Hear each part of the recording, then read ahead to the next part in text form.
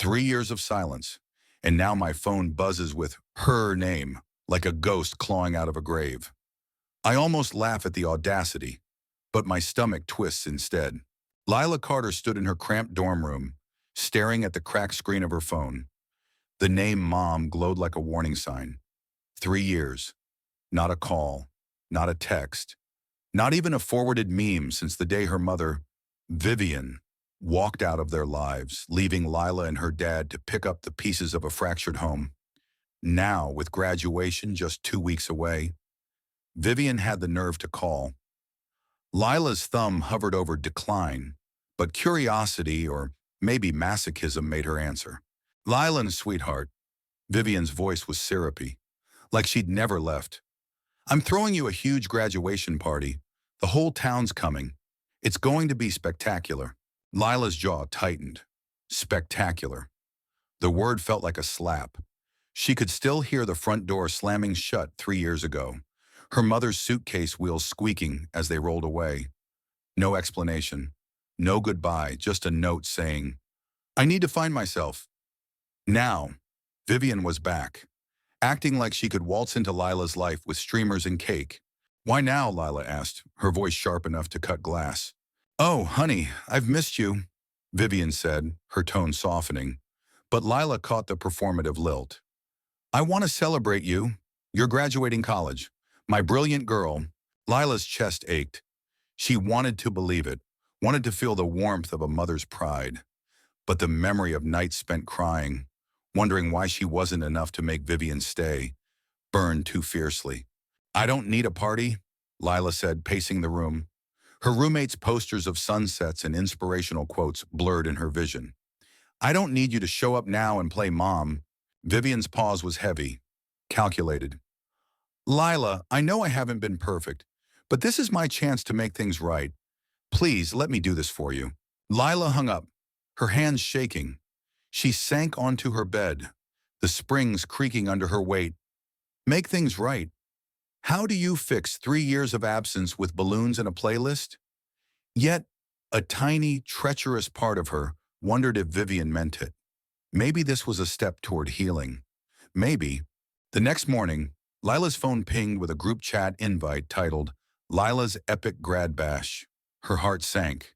Vivian had already invited half the town neighbors, old high school friends, even Lila's estranged aunt, who hadn't spoken to them since the divorce. The chat buzzed with RSVPs and emojis. A digital parade of excitement Lila didn't feel.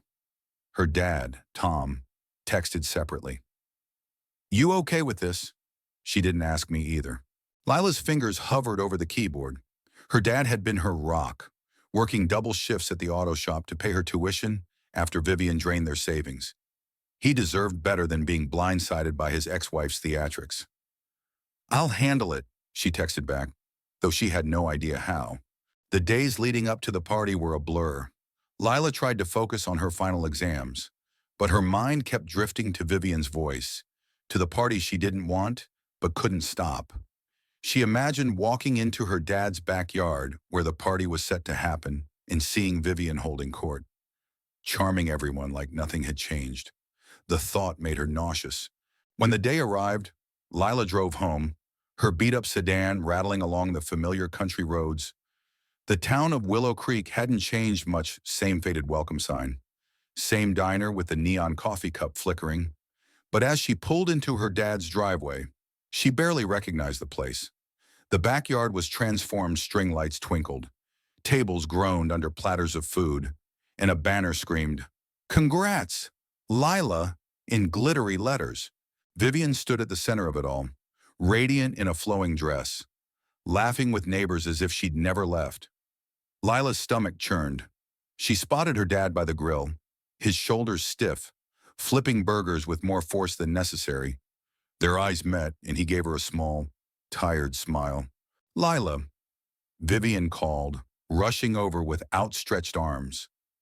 Lila stiffened, but let herself be hugged, the scent of Vivian's perfumed jasmine, same as always stirring memories she tried to bury.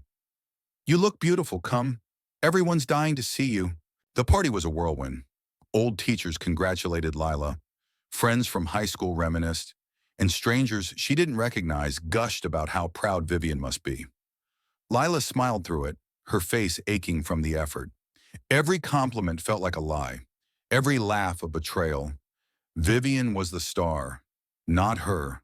As the sun set, Vivian clinked a glass for a toast.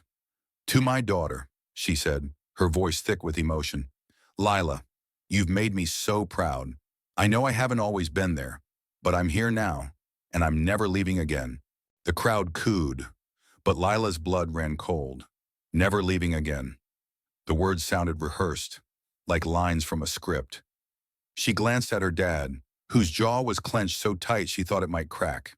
"Excuse me," Lila muttered, slipping away to the edge of the yard. She leaned against an oak tree, its rough bark grounding her as she tried to breathe. The party's noise faded, replaced by the hum of crickets and her own racing thoughts. Her dad found her a few minutes later. "You okay, kid?" he asked, his voice gentle but strained. "No," Lila admitted, her voice breaking. "She doesn't get to do this. Dad, she doesn't get to come back and act like nothing happened." Tom sighed, running a hand through his graying hair. "I know, but she's your mom. I didn't want to stop her from trying." "Trying?" Lila scoffed. "This isn't trying. This is a performance. She's not here for me. She's here to make herself look good." Tom didn't argue. He just pulled her into a hug, and for a moment, Lila felt like she could breathe again. But the moment shattered when Vivian's voice cut through the air. "Lila, come cut the cake," she called, waving her over. Lila's resolve hardened. She marched back to the party, her dad trailing behind.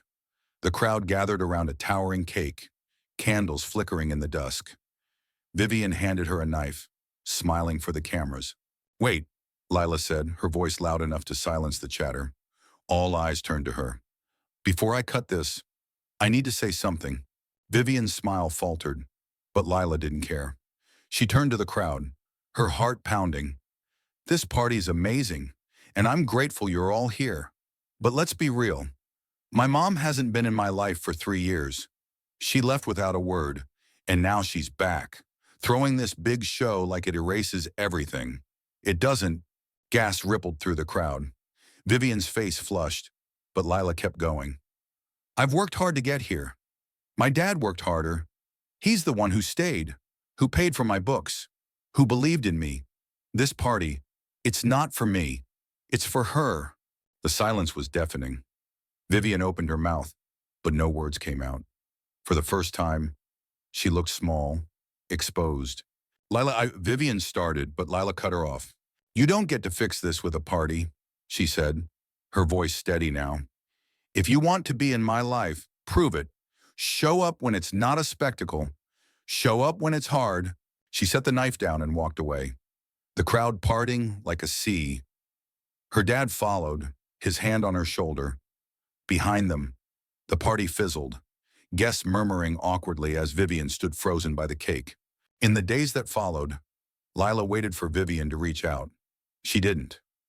The group chat went silent, and the decorations came down.